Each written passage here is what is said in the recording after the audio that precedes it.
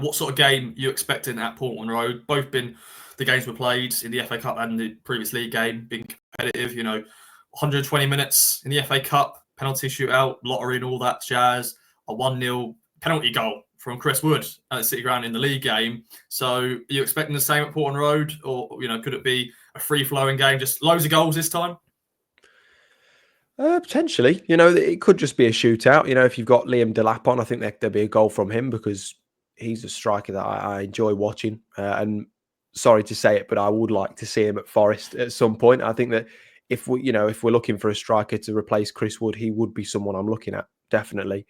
But I think that it's going to be an interesting one where it's either going to be quite tight. I do think it'll be tight, to be honest, but it could definitely go the other way. You just don't know. I mean, Forest away form hasn't been too great lately, but they turned the home form around, obviously, with Man City. And if they can try and get, because we haven't got many more away games left now, if they can try and just get, a couple of good results away, it'd be really, really good.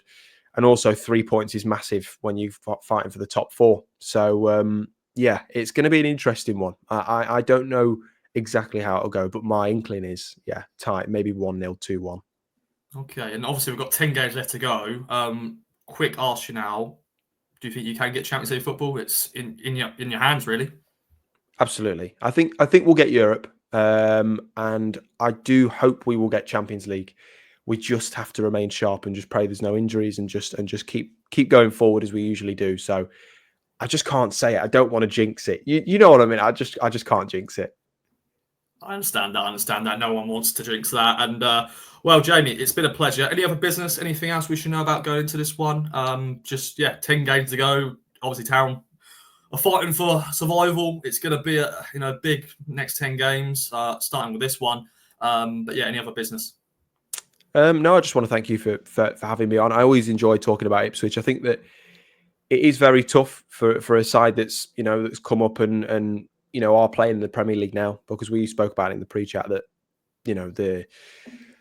the 3 teams that come up more often than not just go down now, which is a sad reflection, unfortunately, of how the Premier League's become. But as you said, you were in League One a couple of seasons ago, so every cloud and its silver linings. I think you've just got to try and keep positive. Who knows what can happen in the next 9-10 games? Anything can happen. And more importantly, if the worst does happen, there's always next season, and I have no doubt you'll be the strongest team in the Championship, if not one of. So I just want to wish you all the best, because I like Ipswich and I like Kieran McKenna and what you've got going on there. So, yeah, all the best.